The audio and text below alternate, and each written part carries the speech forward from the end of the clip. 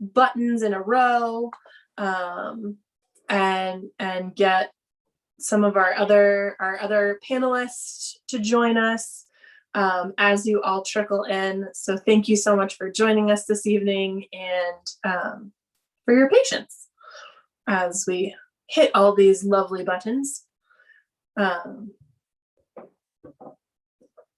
Okay. Wow. Where's my spot? There we go. Wow. Aha, perfect. And there's Jim. There he is. There he is. Sorry about Wonderful. that. I was certain we were on Pacific time, but here I am. We're so glad you could join us, Jim. I was just about to give you guys a little introduction, so there's still a moment to settle into your chair as I welcome everyone to our live virtual event this evening with Malcolm Brooks and Jim Cornelius. I'm your host, Jessica, here at the Country Bookshelf, and we are so excited to be here with Montana favorite Malcolm Brooks, along with the author, editor, and musician Jim Cornelius, to introduce CLOUDMAKER, Malcolm's new book. Be sure to sign up for our newsletter to stay up to date on all the events coming through Country Bookshelf and our Books in Common Northwest partners, and follow us on Eventbrite for more great upcoming events. Before we get to our speakers, I do want to sort of orient you to some of the quirks of Zoom. I'll be dropping a link in the chat here in just a few minutes to purchase a copy of CLOUDMAKER if you didn't do that with your registration this evening. We're recording the event, so it will be viewable later on our YouTube channel. If you have to duck out early or you missed the first half, you can come and watch the whole thing later. That's also a great place to check in if you get kicked out of the webinar and for some reason can't get back in. We'll be there as well. Typically, if you run into any technical issues, exiting and re-entering the webinar is usually enough. And we recommend headphones for sound issues. I do want to remind everyone that this is a shared creative space that we want to remain safe for all of our panelists and attendees. So harmful or insulting or inconstructive comments will see the user dismissed from the space. So without further ado, I'm going to introduce Malcolm Brooks, who was raised in the rural foothills of California Sierras. A carpenter by trade, he's lived in Montana for most of 2 decades now. His writing has appeared in Gray's Sporting Journal, Outside, Sports Afield, and Montana Quarterly, among others, and his first book, Painted Horses, has been a favorite here at the Country Bookshelf. Born in the suburbs of Los Angeles, Jim Cornelius grew up dreaming of distant frontiers, mountain men, long hunters, and African explorers. After graduating the University of California, Santa Cruz, Jim received honors in history, even though he primarily focused on woods running. He now resides on the high desert of Central Oregon, where he makes his living with his pen. A musician and a songwriter, he also remains a woods runner, dreaming of the distant frontiers. He is the keeper of the blog frontierpartisans.com and the author of the book Warriors of the Wildlands, True Tales of the Frontier Partisans. So gentlemen, thank you so much for being here. We're so excited to have you. Thank you for having us. It's great to be here. I might disappear here for just a minute while you guys converse, and then I'll pop back on to help field some of our questions from our audience tonight. Audience, if you want to leave those questions in the Q&A button, just click the Q&A button at the bottom of your screen, or you can drop them in the chat. I'll be looking for them there too. But tell us all about CLOUDMAKER. Okay. Well, first of all, hi, Jim. I'm so glad to be doing this with you. Thank you for joining in and being my partner on this. And I'm honored to do it. I'm thrilled. Well, yeah, I guess just to give a little bit of background about the book, it's set in the Great Depression in 1937, and it was inspired by some real life teenagers of that era who were building and flying their own Model A Ford powered airplanes. So it's sort of a golden age of aviation, boys' adventure story. I sort of had, Mark Twain as a bit of an inspiration for some of it as well. I thought, what if Mark Twain had been writing one of his classic boys adventure novels in a different era than he actually did, and tried to sort of follow through with that. Well, and as I told you, I am just enjoying the hell out of the novel. I'm kind of finicky about fiction. I used to read a ton of fiction when I was younger, just devoured it. And as I've gotten older, I think it happens to all of us. As I've gotten older, I've gotten a little bit more finicky. And boy, I just told my wife, I was sitting on the couch, I said, man, this guy is a really, really good writer. It's just one of those books where, I'm enjoying the story so much, but you write beautiful sentences too. And we were talking the other day, the thing that really struck me strongest about the actual writing of the book is that you do so well at describing the technical aspects of what's going on with the building of an airplane in a way that's character building and character revealing. It's not just a manual, it really reveals character. And that is a nifty trick that I've got to deconstruct and figure out how you did it. Or you can tell us. Oh, I guess I'm not really totally sure how to even start to parse something like that, except I've always liked fiction that has characters who are actually doing things and are sort of hands-on and have a degree of expertise at something or are consumed by something, whether it was like, say Thomas McGuane's early novels where he's writing about what at the time was a very esoteric thing, the flats fishing with a fly rod. But he's got, and there's all this sort of stuff that's fictive and is about character and about scenarios and about humor, but at the same time, there's this thread that runs through it where you're also learning about something at the same time. The characters have sort of an obsession with something, and through that obsession, you learn about who they are as people. Yeah, and what a master to learn from, McGuane. Yeah. I can totally see that now that you mention it. Yeah. Oh, thank you. Yeah, that's high praise for me, because I've always thought that he was just an absolute pinnacle of a prose stylist and conceptualist too. Well, you're in the league. Honestly, it's such a fun, pleasurable, absorbing book to read, and I just don't find novels like that a whole lot. So, well done on that. Thank you. You were talking about not being sure how you did it. It made me think of one of the things that I'm involved in over the years has been the Sisters Folk Festival, and we had the songwriter Tom Russell here. I'm sure you're familiar with Tom. Absolutely. Another great writer, and we asked him to do a songwriting workshop, and he said, "Oh, I don't like to teach. I don't like to even think about it." He says, "Like a centipede walking. If you think about it too much, it doesn't work." Yeah. Yeah, and I can relate to that.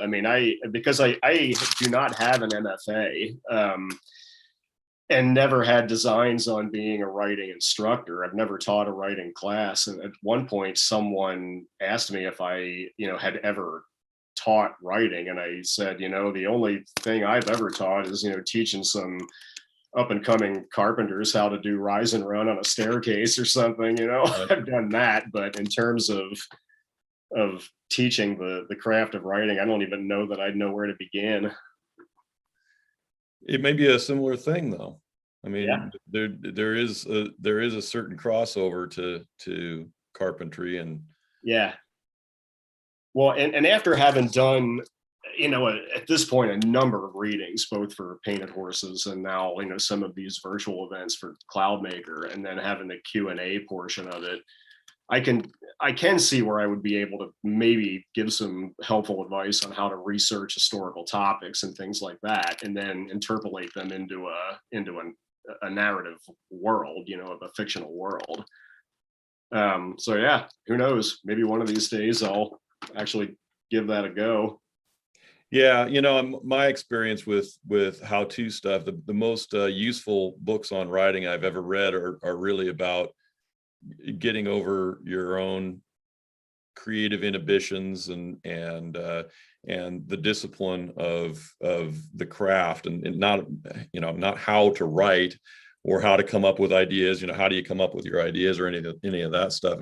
To me, the hardest part of the writing is putting your butt in the chair and doing it. Absolutely. And you know, like Stephen Pressfield's book, The War of Art. I don't know if you're familiar with that, but I actually found that useful because you know, he delves into finding ways to discipline yourself around self-sabotage and all the things that creative people do. Yeah, I mean, it really is true that just sitting down and putting words on the page and accepting the fact that they don't have to stay, you know, the ones that you're putting down in the moment don't really indicate anything in the big picture and may not stay there. But the more you do it, the more it becomes just habit forming. And once you have something, no matter how bad it appears to you at the beginning, you can then start to sort of work with it and hone it and build on it and look back on it, you know, from a couple of months down the road and see ways to maybe go about doing it in a different way that, you know, is going to favor the outcome better. But there is no substitute for just wrapping your head around sitting there and getting something done. Do you bang out a draft and then go back, or do you revise as you go, or some of both, to be honest with you? I feel like I am, you know, there's that whole adage about, I think it may be William Kittredge who said it initially, something about writing is basically rewriting. And I feel like I am constantly trying to move forward with a project, and I write in a very linear fashion. But both novels really didn't structurally change very much from begin at the beginning and then just write your way through it. And, you know, even where I would get to a flashback sequence, that was typically written in generally in the order that it appears in the book. Okay. And then I would complete that and then just jump back into the narrative again. But that said, I mean, I am aware of the fact that, you know, a lot of times in the evening, I will go back and just sort of relentlessly tweak stuff that was written earlier that day or 2 weeks earlier or whatever. So I think it is kind of a push and pull process like that. Both things are happening kind of at once. Yeah. So I got a slightly esoteric question for you. Huck and Annalise in particular, well, Roy too, all of them really have very distinctive voices that I can hear. I hear them talking, that's good. Did you hear them talking to you? Yeah, I think to a degree. And I did a similar event to this last night, and we sort of got into this. And my partner on that was Julia Whalen, who read the audiobook version for both novels, and she's just an absolute genius at that job. Uh-huh. And she was asking me, I mean, do you see and hear the characters and visualize them as real people? And absolutely. I mean, to the point where I will catch myself, or other people will catch me sort of muttering their persona, their dialogue, trying to, like, it's almost as if these characters have kind of channeled me a little bit, or vice versa, whatever it would be. But, you know, one of the kids will be like, "Dad, did you say something?" And then I'll realize I've been running this stuff through my head and sort of actually talking out loud while I'm doing it. Right, like Robert E. Howard banging on his Underwood typewriter and shouting. Yeah. Oh, I love it. Well, truly, I mean, really vivid voices. I think, especially to me, Annalise, she just comes alive right from the second you meet her. Thank you. Yeah, and some of that, I mean, it goes, I guess my confidence in writing from a female character's perspective started when I was writing Painted Horses. I knew in that book that I wanted to have a balance between these two main characters, one male and one female, whose fates, intersect eventually. And as soon as I realized that that's what I needed to do to make that story work, I just was like cold feet. It was like, I don't know. I mean, this is a big risk because I don't know if I can write with a female voice or from a female character's point of view. But I rolled the dice and tried it, and so many people were encouraging and liked the result of it that, I mean, I went into CLOUDMAKER with the same concept basically, and I felt pretty confident in my ability to do it at that point, and I'm glad that you just made that comment and put your imprimatur on that. How does that evolve for you? How does that voice evolve for you? Do you start hearing it when you're writing? Do you start hearing it and then start writing it? How does yeah, I mean, I'm a little bit of a front end control freak with this stuff. Most fiction writers that I know have less of a comprehensive sort of roadmap and concept before they start, and they kind of write their way to understanding some of what they need to do. I mean, I tend to really obsess about it on the front end, and I'm almost hesitant to start writing until I have a pretty clear sense of who I'm writing about. In the case of Annalise, I mean, she's really kind of interesting to me because the way I came up with her was after reading Beryl Markham's memoir, West with the Night, and learning quite a bit about Beryl Markham. I thought, wow, Beryl was a pretty bold woman, for that or any era. But she had been raised in what's, Kenya now. At the time, it was called British East Africa, by a extremely hands-off, permissive, distracted single father who was, like a racehorse junkie. And I thought, well, what if Beryl Markham, instead of having been raised in very unmonitored circumstances, had been raised by a pretty aggressively controlling mother? What would her personality look like then? And that's initially how I kind of concocted her, and then just tried to roll with it from there. I can see it now that you say it. I hadn't thought of her particularly. And for those who are watching, Beryl Markham's book West with the Night is kind of a must read. It's a wonderful book. I'm sure that you would agree with that. I think Hemingway said so too. Yeah, I think somebody found because the book was not successful in its initial run. It had been sort of lost for years and years, and then somebody discovered this letter that Hemingway had written to Max Perkins, his editor, and he said, you got to track this book down, West with the Night. And he said, the rest of us are out there trying to cob together a basic pig pen when we're writing a book, but this thing is like a palace. He was so enthusiastic for it. And then when somebody discovered that letter in the 80s, they were like, we should reprint this book. And the success of it at that point is what allowed Beryl Markham to have some financial stability in her later years. Right. She was and it probably didn't hurt that Out of Africa, the movie Out of Africa, came out then, and so everybody kind of got fascinated with that whole story. Beryl Markham was also the lover of Dennis Finch Hatton and Blore Blixen and innumerable others. Yes. And it's easy to see why, because she was charismatic, you might say. Very definitely. Yeah, I think Karen Blixen, who wrote Out of Africa, her pen name was Isaac Dennison, described her she said that girl is a panther. And I poached that line, for right. Well, yeah, and if you like panthers, there you go. So are we saying that Karen Blixen invented the term cougar? Maybe by extension. You know what? There, I'm rolling with that. That's fantastic. Yeah, great book, fascinating, wonderful woman, and now that you mentioned it, of course, she was a model for Annalise.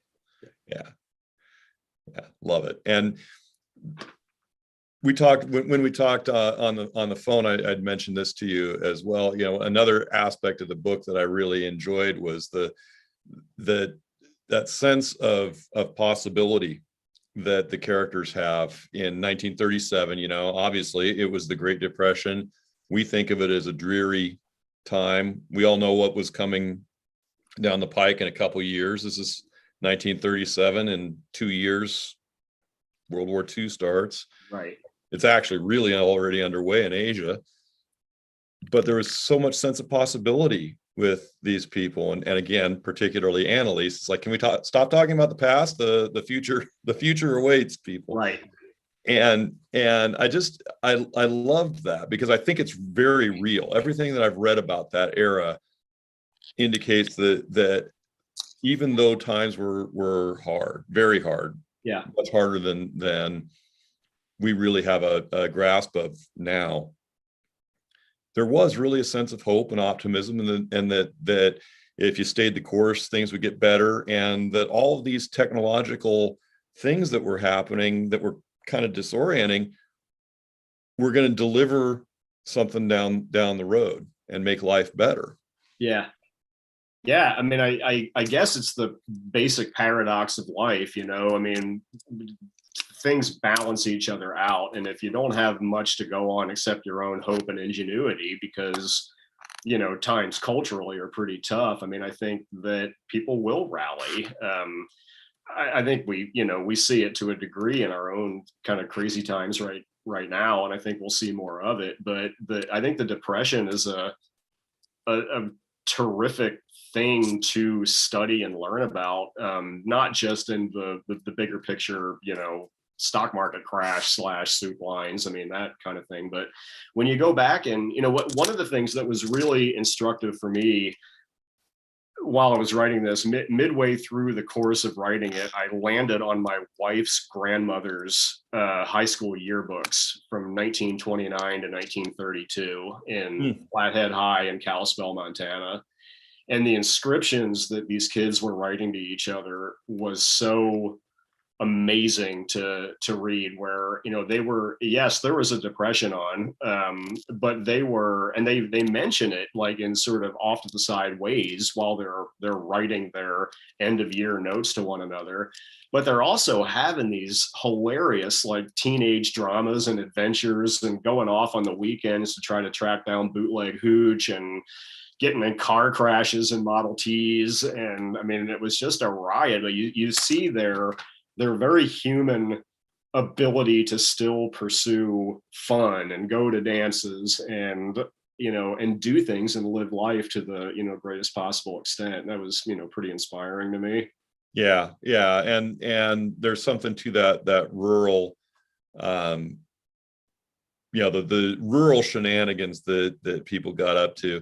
This was not in the 30s, it was a little later, but I attended a 50-year class reunion for Sisters High School when I live in Sisters, Oregon, which is a much bigger town than it was when I moved there 28 years ago. But it was, you know, in the 50s, it was a really small town. And God, the stories about, well, the time that so-and-so got their Model T, and it was still a Model T, right? Because that's what kids ended up with, you know. He got his Model T stuck in White Shoes Creek, or, you know, it's now called White Shoes Creek. It was Squaw Creek back then, you know.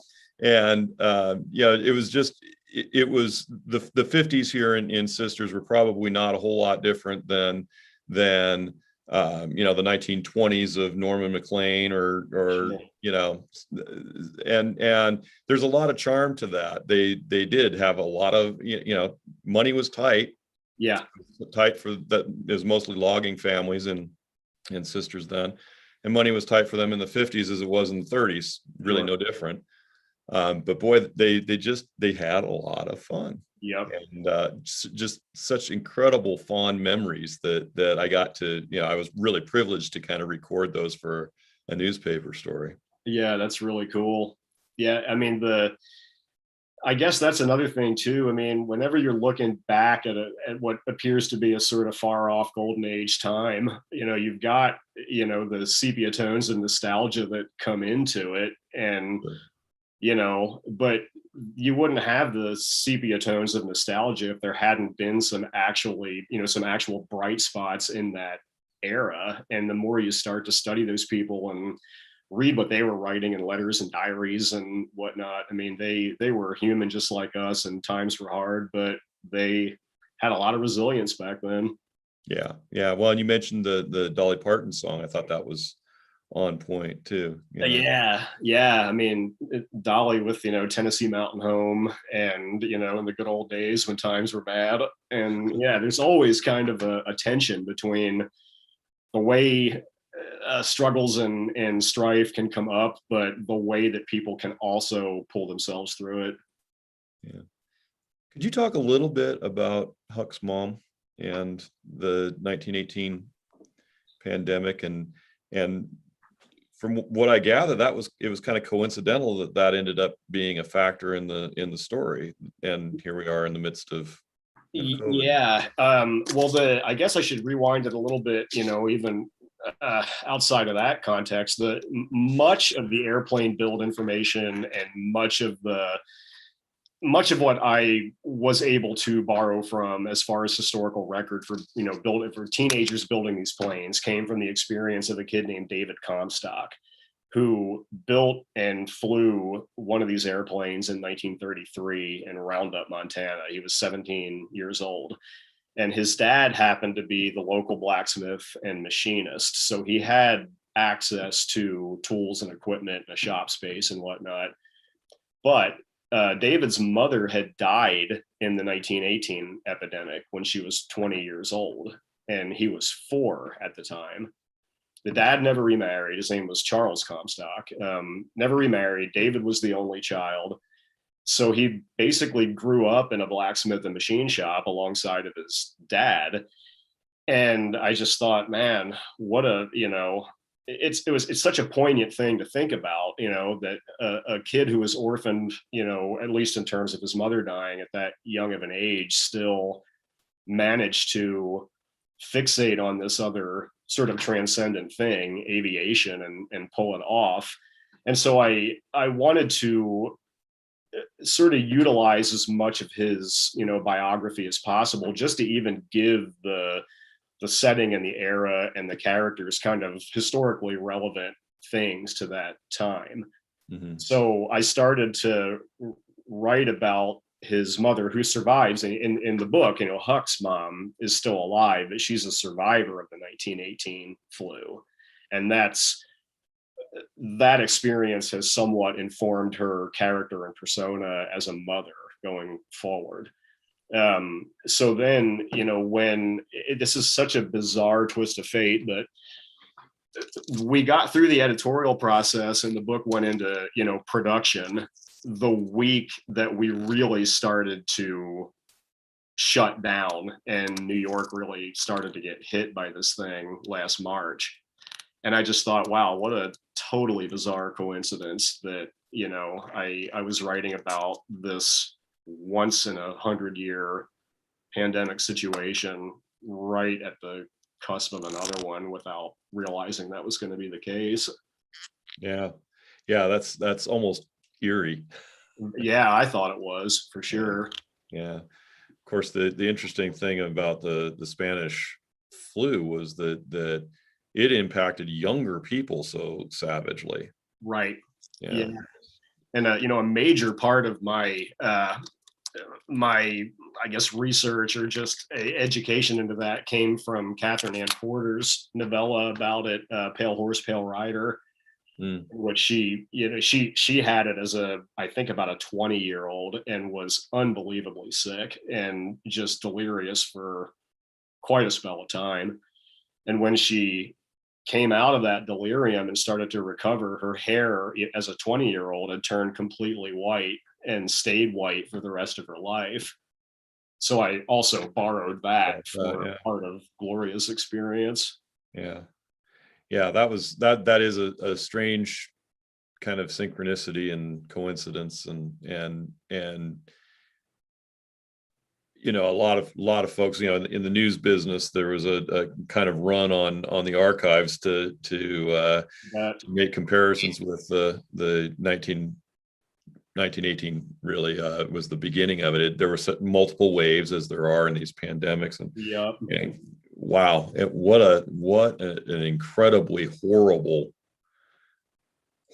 experience. I mean, COVID's a nasty thing, but it pales in comparison to the savagery of that 1918 epidemic. Yeah, I mean, they just, I think, had so little in the way of ability to communicate, you know, and establish, you know, standards and protocols and whatnot. I mean, like, certain cities had very similar, you know, distancing and masking protocols to what we have. Yeah. And you see those old pictures from San Francisco, and there was, you know, similar sort of resistance out of certain factions to wearing the masks, and fines, and, you know, jail. Wear a mask or go to jail. And yeah. I mean, it's the whole history repeats itself thing is really pretty crazy once you know, become a student of history and really start to see the way that plays out.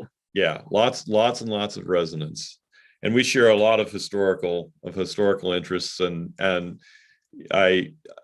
another thing that struck me is in the discussion of Roy's journey from Texas to Montana with his Sharps rifle across his father's Sharps rifle across his saddle. And I thought you did a really great job of capturing that sort of nostalgia. For one thing, it's always startling, even though, you know, I've been immersed in this ever since I was young. It's always startling to realize how close that frontier experience was to the generation that fought World War II, right? You know, World War I and then World War II. Yeah, it was not that far removed from them, and I thought that was well brought out.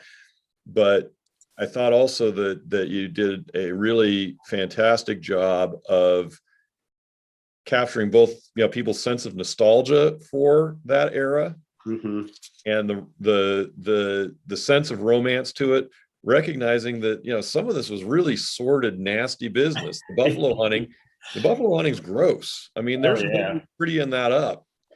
It was, you know, it was a really, really dirty business in the literal sense and every other sense. Yeah, I mean, I think it was probably the moment that a lot of those guys realized that this prevailing, you know, inherited concept almost of what became termed manifest destiny probably had some holes in the theory, because when you read some of those accounts by the guys who had been hunting buffalo, they viewed it as an absolutely undiminishable resource while they were in the middle of it. And I think it came as quite a shock to a lot of them that they had somehow managed to completely obliterate this massive species of animals. I mean, nearly to the point of total extinction in like 10 or 15 years.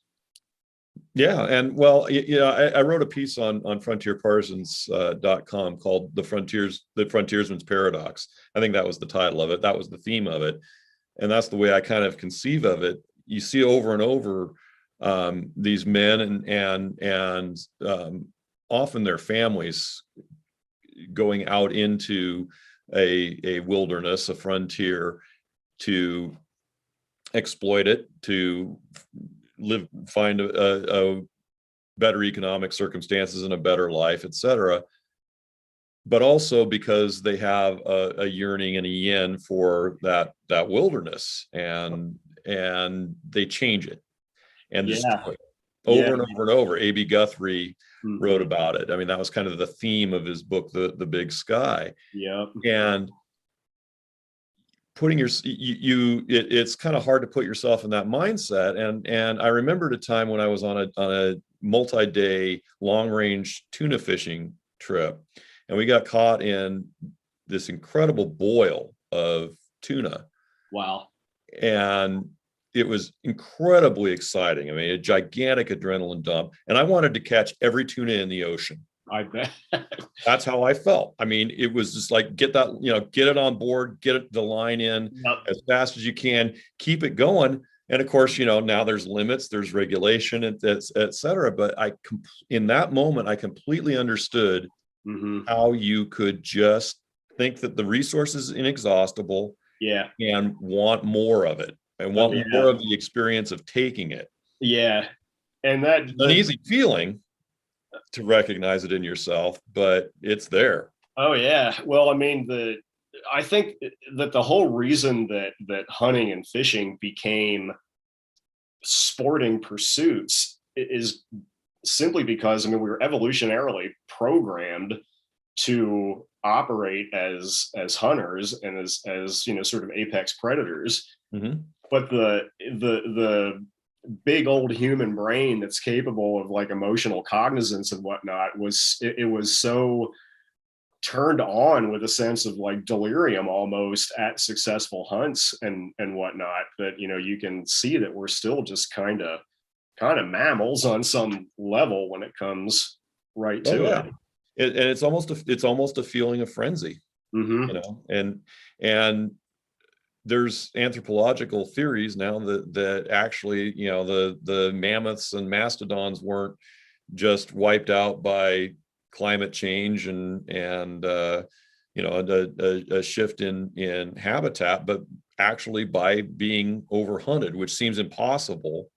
It does seem impossible, but it probably, I think that what could be likely though is that a shift in climate already had them kind of in a precarious spot, and they were extremely exploitable, I think that's it. But it's remarkable to think that, that early humans with flint spear tips. I know it. Yeah, it's shocking to conceive of it, really. Yeah, it is. But we make tools, right? Spear tips to Sharps rifles to Krags. Yeah. One thing. But I really liked the way you captured all of that, and that the romance inherent in that Sharps rifle, and then recognizing what it was for and what it did. Yeah, well, I worked in a gun shop years ago, and the owner of the shop had an enormous collection of old vintage firearms. And one of the things that he had was a 1874 Sharp. So it wasn't a big 50. I think it was a 45-90 maybe. But it was a really cool one because the forend on it was totally dished from having ridden across a saddle back in the day. And you could not look at that, at that rifle without just saying, if that thing could talk, how, I'd sit here forever and listen to it.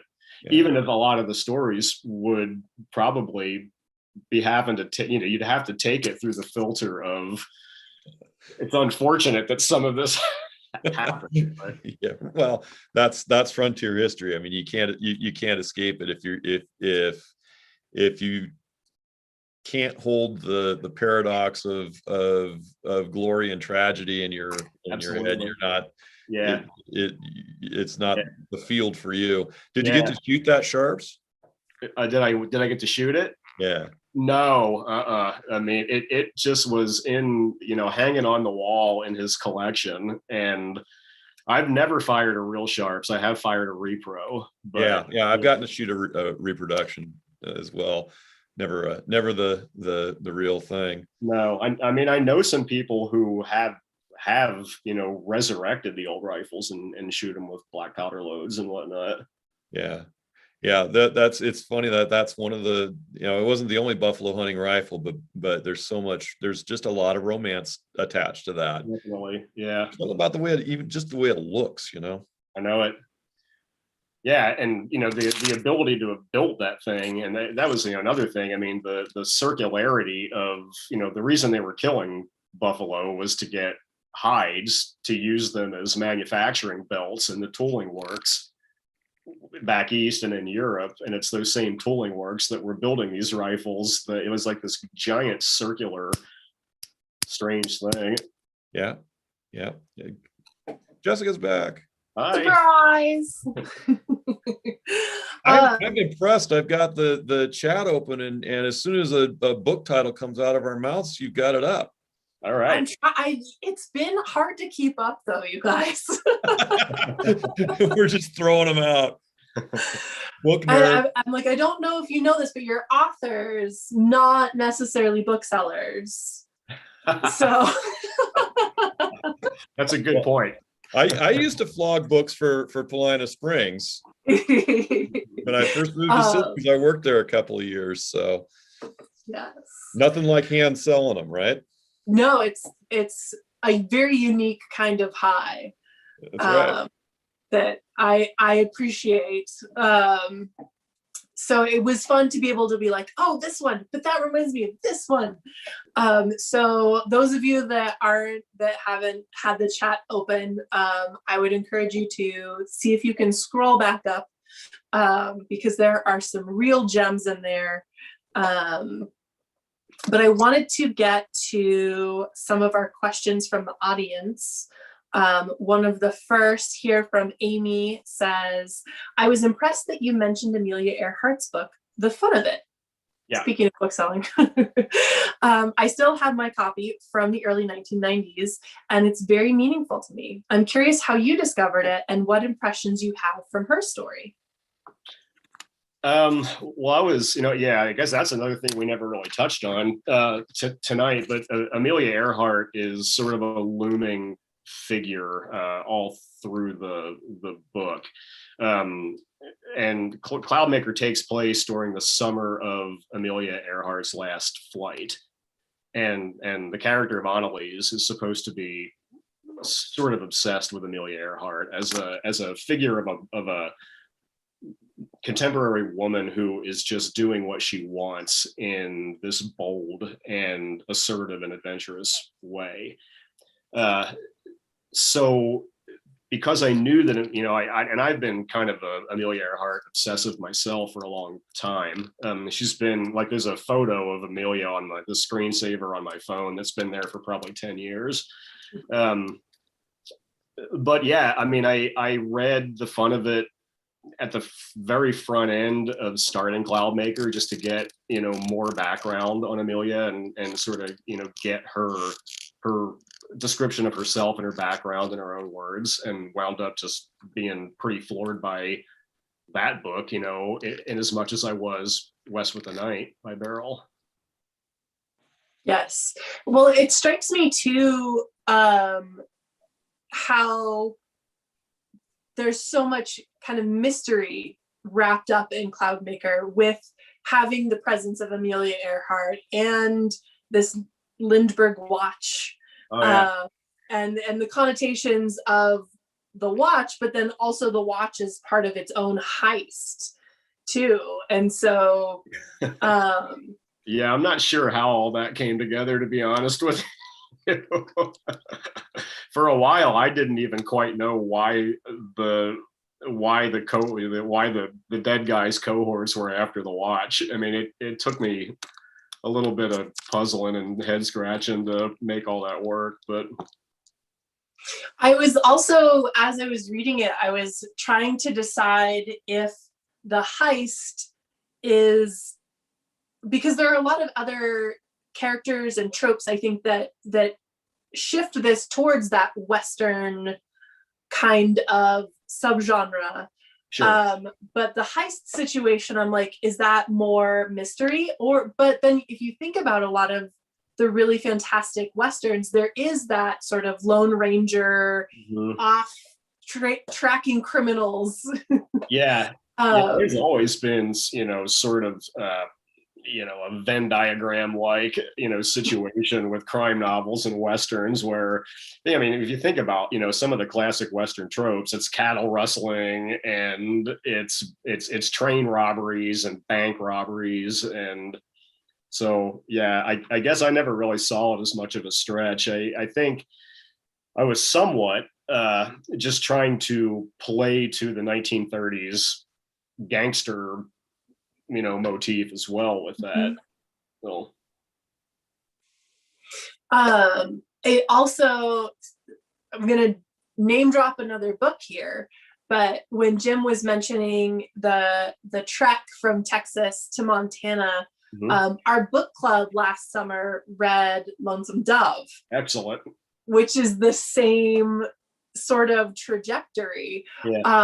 Speaking of Westerns too. And so I'm curious if there were other, I mean, you mentioned Mark Twain, but I'm curious if there are other of those Western writers that were really influencing or living in kind of in the back of your mind as you were writing. Mark Twain is definitely the big one on this book. But that said, McMurtry is an enormous influence on me. I read Lonesome Dove, and at this point, this is well documented because I've talked about this in a billion interviews, but I was 14 when Lonesome Dove came out, and my 8th grade English teacher gave it to me as an 8th grade graduation present. That is a great teacher right there. Absolutely. Yeah. Well, Painted Horses is dedicated to her because of that. And that book, more than any other, it just was the kind of epiphany moment for me, because I had been reading more like genre Westerns and whatnot prior to that. And I had read, Jim and I were talking about this. We had both read, Alan Eckert's books, like The Frontiersman, which is certainly not a genre, frontier style of writing, but I was reading, Louis L'Amour and Zane Grey and, and that stuff. And then things like, Centennial by James Michener.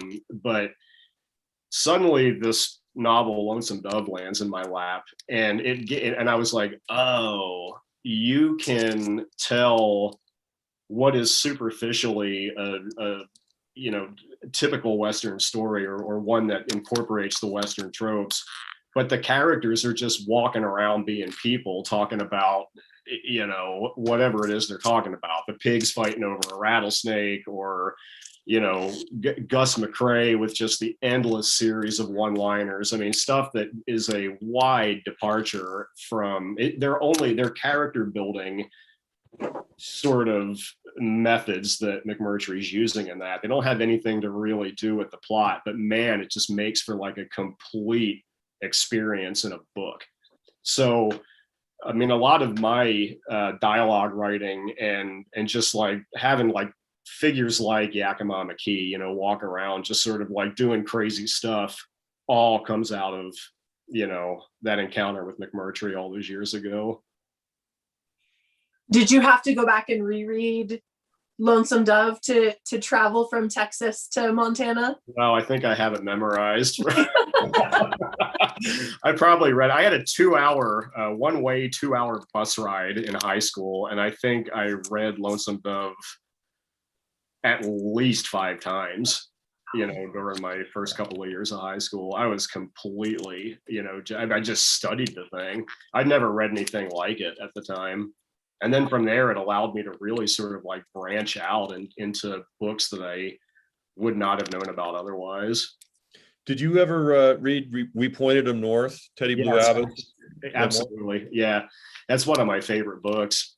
Yeah, mine as well. And interestingly, a good friend of mine is doing a documentary film on a lifelong buckaroo and Western artist named Len Babb. Mm-hmm. And my friend asked me to do some readings from Teddy Blue Abbott, to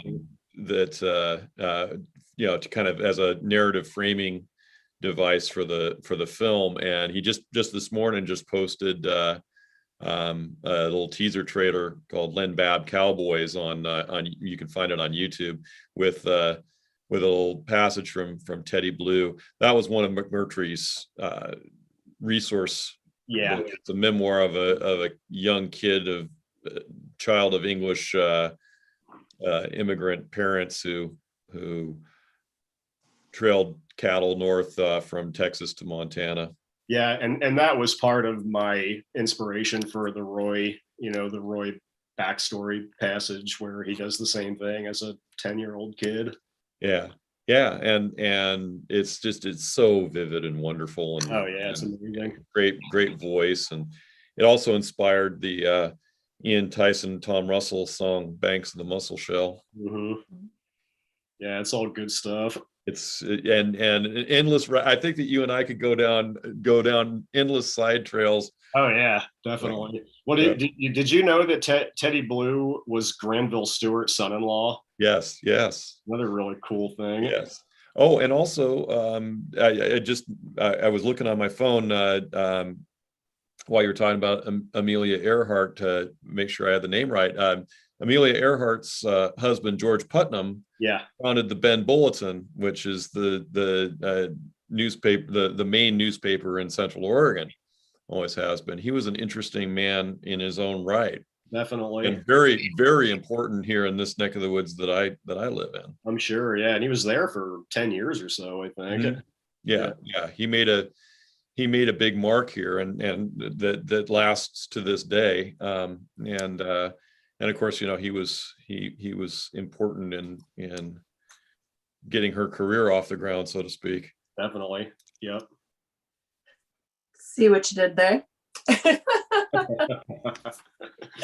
Amanda is curious. They say, I'd love to hear about the airplane in the Muscle Hall Museum and the restoration project that happened to revive the original plane. Okay, that's David Comstock's plane. I'm sorry, who asked the question again? Amanda. That's my wife. Yeah, who's in the next room? Ringer.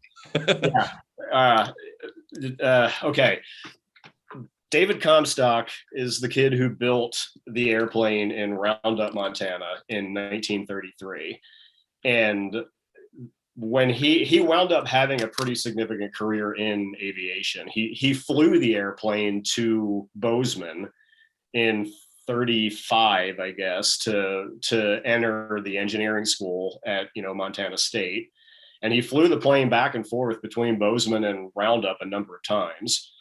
Ultimately, when he left to go pursue his career, he wound up in New York, and the plane got basically mothballed in one of his dad's shop buildings with the wing removed.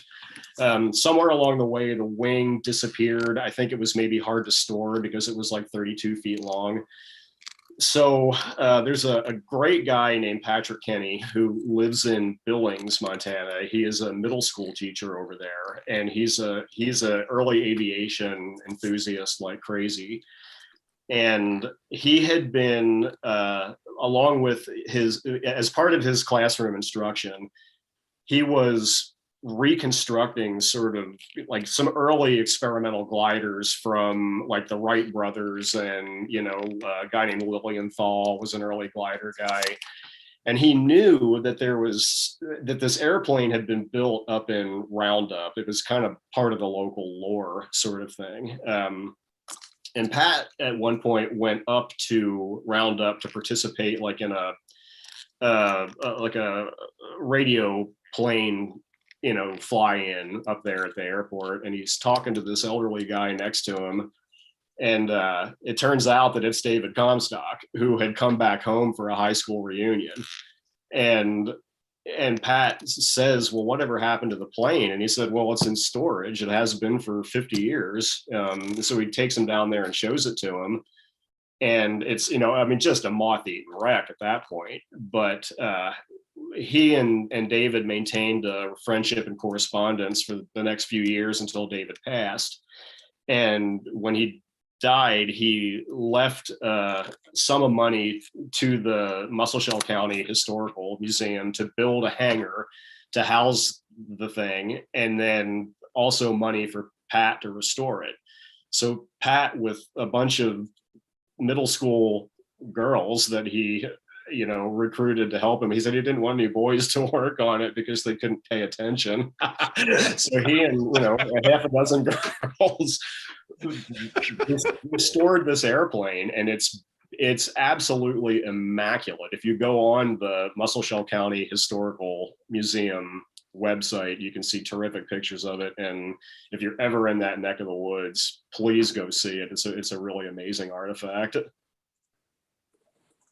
Now I've got to find the website. Yeah, no, it is well worth it. It's a really amazing job that they did. Well, while I hunt that down, I have another question from Amy, who is wondering if you named Yakima McKee after Yakima Knut of Western movie fame from that time period. I did, yeah. And Yak is the only recurring character in the two novels. He appears briefly for about 20 pages in Painted Horses. And I had so much fun writing him the first time around that when I set about coming up with a way to make it plausible for a 14-year-old kid to build his own airplane over the course of a handful of months, I thought, the easiest way to do this is to reintroduce McKee, because he's supposed to be this kind of hands-on polymath, welder, machinist, blacksmith, all around just, sort of genius at building things. So that was initially why I put him in there. That and the fact that I just knew that he was so much fun to write the first time around that I could get a lot of traction out of him in this one too. Excellent. I did find the Historical Museum website. That's in the chat too, so that we can all look at the pictures. All right. Yeah, I guess, to just like briefly get back to the McKee character, there's a conversation towards the end of the book where Yak tells Annalise that he met this rodeo rider and stuntman whose given name was also Enos, just like McKee's is, and that he stole his name because it sounded so much better. The nickname Yakima. Excellent. Well, let's see here. It looks like I'm out of questions. So if you have any burning questions there in the chat, viewers, drop them in the chat or in the Q&A box. I haven't even been looking at my chat here. I've been blabbing. Oh no, you guys, that's my job. I just wanted to give everyone a fair warning. And I was able to drop the link for the Sisters Folk Festival too, along with your article from the Frontier. I'm forgetting the second word. Frontier Partisans. Yeah. Frontier Partisans. Yeah, you're really good at this. I'm most impressed. So, I just feel like there were so many lovely. I liked going on the side trails. Oh, thank you. Because I think we get exposed to sort of the wider world that was utilized to create this book. It's kind of like when you find the playlist for that the author used while they were writing or something like that. So thank you so much for joining us and sharing those things. I'm going to be selfish and ask you what you're reading, both of you, what you're reading right now. Jim? Well, okay. I'm one of those people that reads multiple books all at once, and which makes it hard for me to get through one and then follow it with another. But I'm reading CLOUDMAKER. I haven't finished it yet. And like I said, I'm enjoying the heck out of it. For research for my podcast, I'm reading or actually just plundering a biography of Simon Girty, who Malcolm knows. He was a frontiersman in the Revolutionary War era who defected to the British in 1778 and became a liaison between the British and their Indian allies. And he's sort of a misunderstood figure in American history and an amazing American life. And so I'm reading an excellent biography, really the only biography of him. It's called Simon Kenton, or Simon Girty, Turncoat Hero. I'm also, I just started, what's it called? It's a book about the Mau Mau rebellion in Kenya. And it's about the British, essentially it refers to the British camps there as a gulag, and the very harsh colonial policy that the British enacted to suppress the Mau Mau uprising in Kenya. So those are three amongst the towering pile of books that falls over on me in my bed. Yeah, I have a pretty similar situation going on in that regard. I just finished Jamie Harrison's The Center of Everything, and she and I did an event about a week ago. And I had interrupted, reading The Cold Millions by Jess Walter in order to read Jamie's book to be ready for, doing a book event with her. So I've gone back to The Cold Millions, and I just yesterday picked up a book. My sister-in-law lives in Saipan. Oh, wow. Yeah, and this is that was a real hot spot in the South Pacific during World War II. And just yesterday I picked up a book, and the title of it is escaping me at the moment, but it's basically about the Marine, early World War II era Marine recon snipers who essentially fought this, sort of legendary engagement on Saipan. So I'll be starting that up pretty soon too. Wonderful. Yeah. Well, thank you both so much for sharing. What the title of that is, Malcolm? What's that? Did you say what the title of that book is, or did you say that? I can't conjure it off the top of my head because I just bought it and I haven't really even looked at it other than to sort of check out what it was and buy it. I've got a friend that I got to get that book for.